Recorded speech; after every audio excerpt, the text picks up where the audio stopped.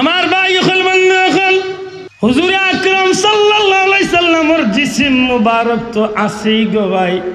আমার নবীজির শরীর মুবারক জিসিম মুবারকের লগে যে কাফড়ের টুকরা খান লাগছে, এই কাফড়ের তুলনা যদি গোটা সৃষ্টি জগতের কাফড়ের লগে তুলনা করেন, সারা পৃথিবীর কাপড়গুলোর চেয়ে আমার নবীজির শরীর মুবারকের লগর কাপড়ের টুকরার দাম বেশি। বাবা যে কারণে দেখা যায় হযরতে আম্মা জান খাদিজা রাদিয়াল্লাহু তাআলা আনহা রাসূল পাক সাল্লাল্লাহু আলাইহি সাল্লাম দুনিয়ায় নবীজির বিবি আমরার মা খাদিজা দুনিয়ায় থেকে বিদায় নিবার আগে নবীজির কাছে কয়েকটা আবদার বা কয়েকটা অনুরোধ করছিল, ইয়া রাসূলুল্লাহ, ওগো নবীজি, আমি আপনার কাছে জীবনে কিচ্ছু চাইছি না। হুজুর, মক্কার জমিনের মাঝে সবচেয়ে ধনাঢ্য মহিলা আসলাম আমি। আমার কাছে লক্ষ কোটি টাকা নিয়ে মক্কার মানুষের ব্যবসা বাণিজ্য করিয়া ধনী হয়েছে। নবী গো, যেদিন আপনি নবীর চেহারা আনোয়ার দেখলাম, আপনার দিয়া আমি নবী আমি খাদিজার ভিতরে আপনি নবীরে দিয়া মোহব্বত পয়দা হয়ে গেছিল গো নবী। নিজের জীবনের সব কিছু ত্যাগ করিয়া রহমতুল্লিল আলামিনের কদম আমার জীবন যৌবনে আমি কুরবানি করি লাইছি। নবীজি, আমি আমার সমস্ত সম্পত্তি আপনি নবীর হাতে তুলিয়া দিলাইছি। বিনা প্রশ্ন কোনো বাক্য ছাড়া আপনি নবীজির হাতে আমি কলিমা পড়িয়া সর্বপ্রথম কলিমার দাওয়াত কবুল করছি।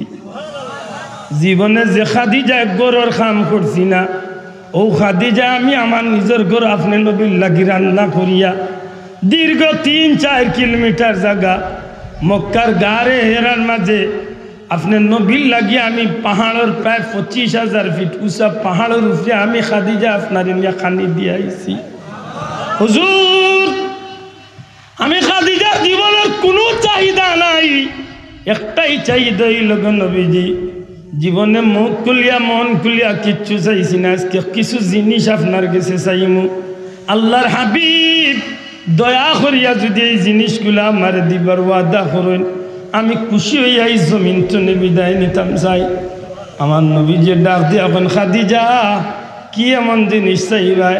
আমি নবী কামলিওয়ালার ক্ষমতার ভিতরে আছে, আমি নবী ওয়াদা দিলাইলাম আমার খাদিজার লাগে আমি নবী সব কিছু বিলাইয়া দিব।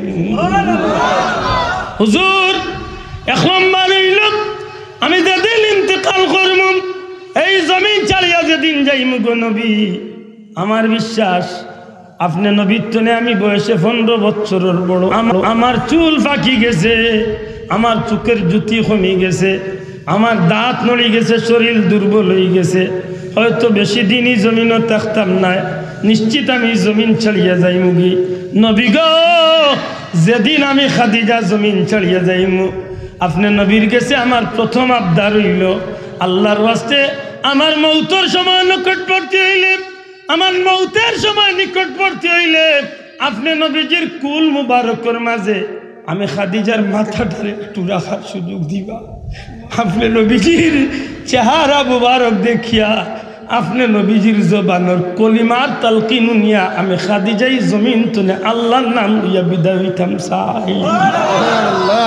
আল্লাহর হাবিবে ফরমান, খাদিজা আমি নবী তোমার ওয়াদা দিলাম, আমি নবীজির কুলো তোমার মাথারে রাখমু, আমি নবীজির জবান দিয়া কলিমার তালকিন দিমু, আমি নবীজি তোমারে আমার কুলো রাখিয়া তোমারে বিদায় দিমু। নবীজি 2 নম্বর আবদার হইল, দুনিয়ার মানুষ দুনিয়ার মার্কেট চলে বাজার চলে নামি দামি কাপড় আনিয়া মানুষের কাফন ভরায়, আমি মক্কার সবচেয়ে ধনাঢ্য মহিলা, আমি খাদিজার লাগি মক্কার জমিনের দামি রেশমি কাপড় আনার কোনো দরকার নাই। নবী গো আদা দেউকা আপনি নবীজির একটা পুরান জামা দিয়ে আমি খাদিজার কাফনের ব্যবস্থা করিয়া দিবা। একটু বড় করে খোয়া যায় না? সুবহানাল্লাহ। কেনে গো ভাই, কিথার লাগি নবীজির একটা পুরানা জামা দিয়া কেনে আজকে কাফন চাইলা?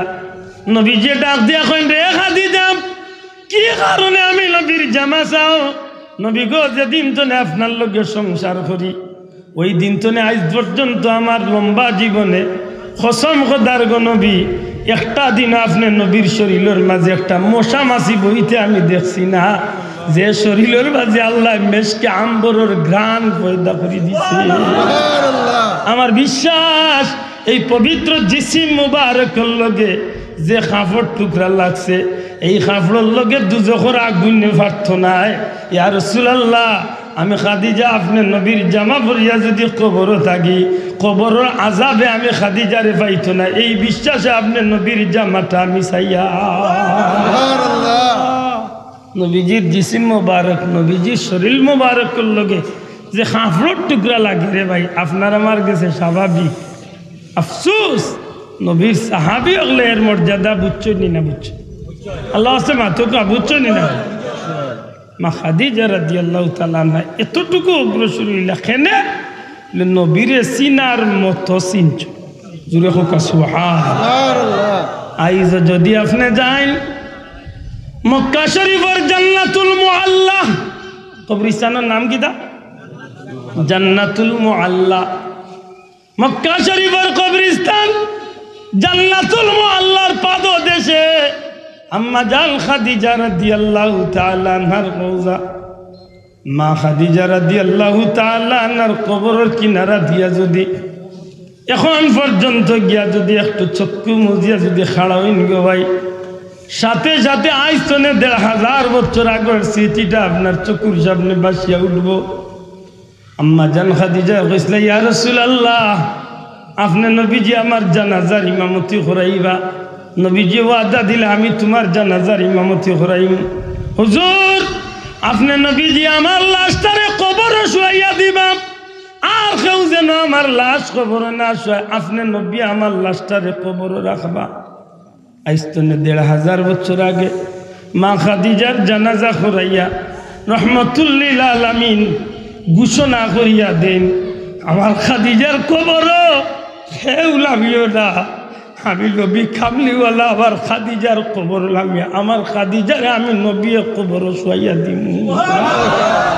সাহাবায়ে কেরাম আজমাইন হল আল্লাহর হাবিবর রাত মুবারক যখন মা খাদিজারে রাখাও, রহমাতুল লিল আলামিন খাদিজা রাদিয়াল্লাহু তাআলা আনহার কবরের মাঝে মা খাদিজা রাদিয়াল্লাহু তাআলা আনহার কবরে শুয়াইয়া নবীজি চোখের পানি ফেলাইয়া কান্দন আরম্ভ করে।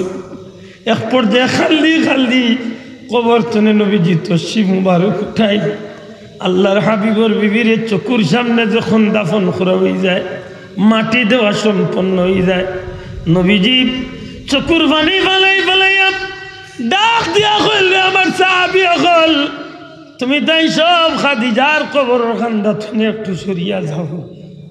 আমার খাদিজা কইসলা, যত সময় পর্যন্ত নকির মনকির ফিরিস্তা আইয়া সোয়ালের জবাব আদায় করছেন না, অত সময় পর্যন্ত খাদিজার কবরের কিনারা তনে আমি যাইতাম না। তুমি তাই সব একটু হরিয়া যাওগি, আমি নবীরে আমার খাদিজার কবরের খান্দাতে একটু সময় তাকবার দেও। সাহাবী ওগুলো একটু দূরে গিয়ে খাড়া হয়েছে। ওই সময় আল্লাহ রাসূল সাল্লাল্লাহু আলাইহি ওয়াসাল্লাম আম্মা জান খাদিজা রাদিয়াল্লাহু তাআলা আনহার কবরের দিকে চাইল, নবীজির চক্ষু ভাইয়া পানি ফোড়া শুরু হয়েছে।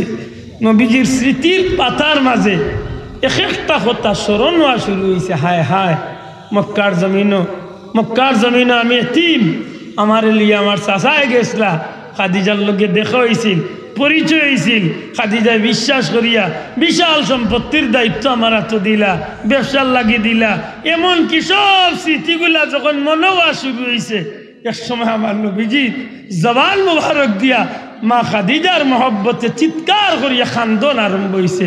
ও খাদিজা, মক্কার কাফির হলে নির্যাতন করছিল, তুমি আমারে সান্ত্বনা দিয়া ইসলামের লাগি সাহস জুগাইয়া দিছিলা।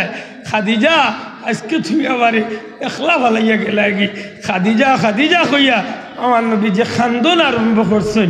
এক পর্যায়ে আল্লাহ রাব্বুল ইজ্জতে হযরত জিবরাইলে পাঠায়, কই না জিবরাইল, তাড়াতাড়ি যাও, আমার বন্ধু আমার হাবিব রে গিয়া আমার সালাম দেও, আর আমার হাবিব রে জানাইয়া দেও খাদিজার কবরের কিনারাত খাড়া হইয়া নবীজি এত বেতাব হইয়া এত বিলাপ করিয়া কেন খান্দন?